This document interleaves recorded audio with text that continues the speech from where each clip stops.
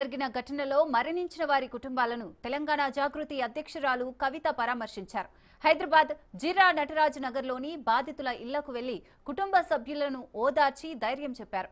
ఈ కష్టకాలంలో వారికి అండగా ఉంటామని భరోసా ఇచ్చారు. సౌదీ ఘటన అత్యంత బాధాకరమని ఆవేదన వ్యక్తం చేశారు కవిత. ఇలాంటి విపత్కర పరిస్థితుల్లో ప్రభుత్వం తక్షణమే స్పందించి బాధితుల కుటుంబాలను అన్ని విధాలుగా ఆదుకోవాలని కోరారు. మృతుల కుటుంబ సభ్యులు సౌదీ అరేబియాకు వెళ్లాల్సిన అవసరం ఉన్నందున వారి కోసం ప్రభుత్వం ప్రత్యేక విమానాన్ని ఏర్పాటు చేయాలని సూచించారు. అంతేకాకుండా ప్రభుత్వం ఇప్పటికే ప్రకటించిన ఎక్స్గ్రేషియా సహాయాన్ని వీలైనంత త్వరగా బాధితుల కుటుంబాలకు అందజేయాలన్నారు. బాధితులకు అవసరమైన సహాయం అందించడంలో ఎలాంటి జాప్యం జరగకూడదని ఆమె అన్నారు.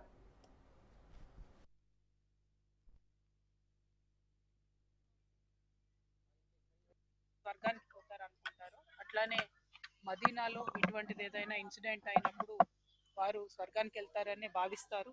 అయినప్పటికీ వారి పరివారానికి, వారి ఫ్రెండ్స్కి, వారి రిలేటివ్స్కి, అదేవిధంగా మనందరికి కూడా చాలా బాధాకరమైనటువంటి సంఘటన.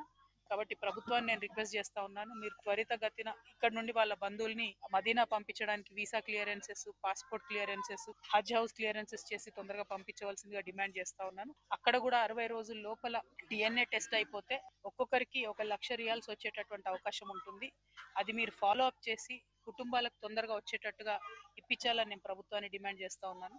కొంచెమన్నా మీరు మానవత్వం చూపించాలి. కొంచెమన్నా చనిపోయినటువంటి వారి పరివారాలు కనీసం డైరెక్ట్ ఫ్లైట్ బుక్ చేయకుండా కాంగ్రెస్ గవర్నమెంట్ ఏదైతే ఇబ్బంది పెడతా ఉందో ఇది కరెక్ట్ కాదు.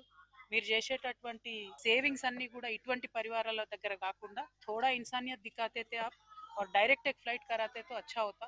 कांग्रेस सरकार जो है सेविंग्स है पूरे इस मामले में जो कर रहे हैं वो अच्छी बात नहीं है.